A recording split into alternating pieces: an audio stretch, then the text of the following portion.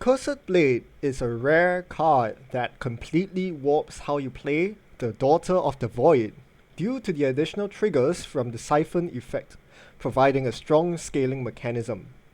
Let's assume the optimal setup for Cursed Blade, upgraded and socketed with a red gem. Typically we'll play it with 5 energy and 50% rage from the starter spell for a modest 114 damage.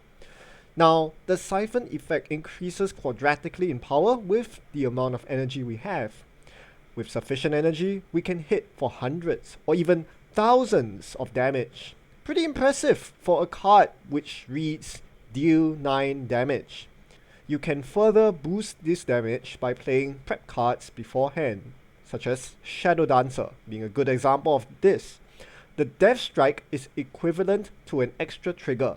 Hence, it increases the damage value by moving down the table one step, and the additional 50% rage moves the damage value to the right. By far, the best force multiplier is the vulnerable status, which multiplies all the damage values by 1.5 times. This is far easier said than done though.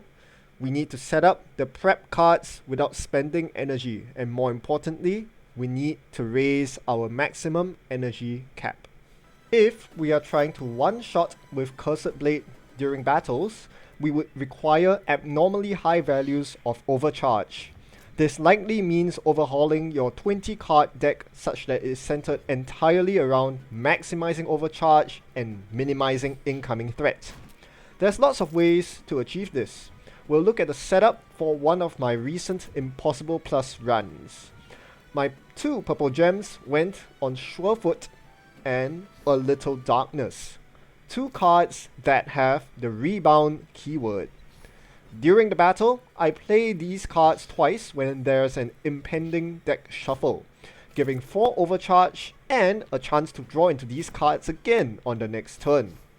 Shuffling my deck more frequently allows me to make this play more often, so I've loaded up on card draw with maneuver as well as this ironically consequential workhorse.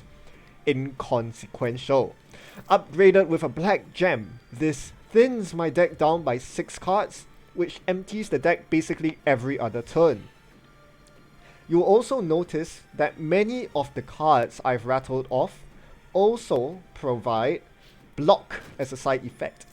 I'm effectively doubling down on damage mitigation while sifting through my deck for overcharge, thus allowing me to carry over lots of energy from turn to turn.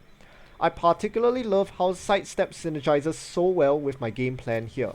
It is a rare example of an energy positive block card, and the amount of block actually scales up as I gain more overcharge, allowing me to handle the increasing damage dealt by the Void. It's a pretty well-oiled engine we have going on here. And with that, we've managed to achieve enough overcharge to hit 20 maximum energy. Cursed Blade's 993 damage is still insufficient, but we haven't played our support cards yet. After dropping Vulnerable on the boss, following up with Shadow Dancer, and activating our spell, our Cursed Blade spirals out of control and handily one-shots the boss. As easy as this looks, we cut it real close here. The Void is threatening us with a lethal 90 incoming damage this turn. I'll now leave you to enjoy the animation of Cursed Blade triggering 21 times.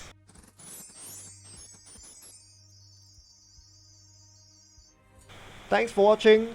If you have any comments or suggestions, feel free to leave it in the comments section below. I'll see you next time.